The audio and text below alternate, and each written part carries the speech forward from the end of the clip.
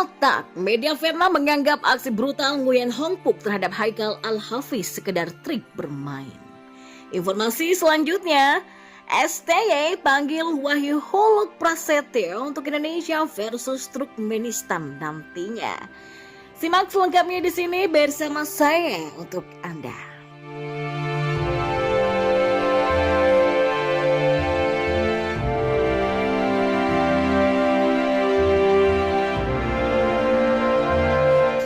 Ya, di informasi yang pertama, aksi brutal pemain Vietnam di final Piala AFF U23 2023 terhadap Haikal Al-Hafiz mendapatkan pembelaan dari publik negeri Naga Biru.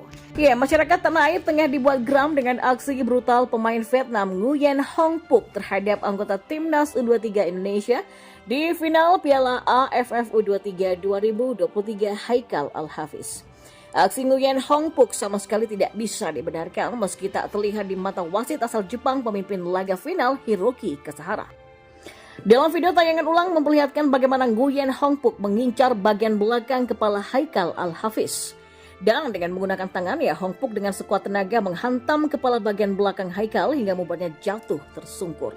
Haikal mengerang kesakitan, namun Hiroki Kasahara dan asisten wasit tak menganggap kejadian itu sebagai pelanggaran. Pertandingan pun tetap dilanjutkan meski Haikal tergeletak di pinggir lapangan dengan kondisi kesakitan pada kepala bagian belakang. Hong Phuc tentu menjadi target, tak hanya netizen tapi juga tokoh penting di tubuh timnas Indonesia sampai tokoh tanah air. Ketua Badan Timnas Sumarji dan Presiden Klub Madura United Hasul Kosasi sepakat agar Indonesia mempertimbangkan keikutsertaannya di Piala AFF mendatang. Hal ini bahkan mendapatkan respon dari media lokal Vietnam dan menariknya justru memberikan pembelaan terhadap aksi brutal Hong Phuc. Salah satu media Vietnam Soha.vn menganggap tindakan Hong Phuc menyikut kepala bagian belakang Haikal hanya sekedar trik bermain. Publik Indonesia tidak puas dengan trik bermain Nguyen Hong Phuc di final Piala AFF U23. Hong Phuc mempermainkan lawannya yaitu Haikal Al-Hafiz di final Piala AFF U23. Ya, setelah masuk ke lapangan sebagai pemain pengganti, pemain bernomor punggung 20 tertangkap kamera dengan sengaja menyikut kepala bagian belakang Haikal. Bek timnas U23 Indonesia terbaring kesakitan setelah itu, tapi wasit tetap membiarkan permainan dilanjutkan, kata mereka. Sumarji menegaskan akan melakukan evaluasi besar terhadap kejadian-kejadian di final Piala AFF U23, termasuk mempertimbangkan keikutsertaan timnas Indonesia di Piala AFF baik di kelompok umur ataupun di level senior.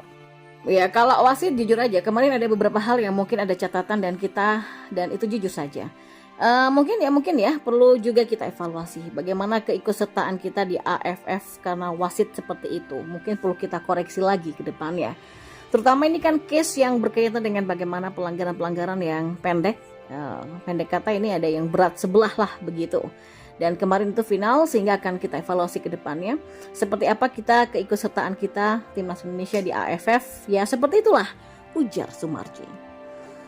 Dan informasi yang terakhir, Sinteyong panggil Wahyu Huluk Prasetyo untuk Indonesia versus Turkmenistan. Ya, di informasi selanjutnya Sinteyong memanggil bek tengah PSIS Semarang Wahyu Prasetyo untuk laga FIFA Matchday Timnas Indonesia versus Turkmenistan di Gelora Bung Tomo, Surabaya pada 8 September mendatang. Kepastian itu diungkapkan pihak PSIS lewat situs resmi klubnya. Pada Senin 28 Agustus, manajemen tim berjuluk Mahesa Jenar ini memastikan Wahyu yang dijuluki Huluk ini mendapatkan debut panggilan bersama Timnas Indonesia. Berdasarkan surat dari PSSI dengan nomor 3327-AGB, 511-7-2023, Wahyu Prasetyo mendapatkan pemanggilan timnas menghadapi Turkmenistan di Surabaya. Wahyu Prasetyo dipanggil untuk mengikuti pemusatan latihan di Surabaya pada tanggal 4 sampai 9 September 2023 dan akan menghadapi Turkmenistan pada 8 September nanti di Stadion Gelora Bung Tomo Surabaya, tulis pihak PSIS.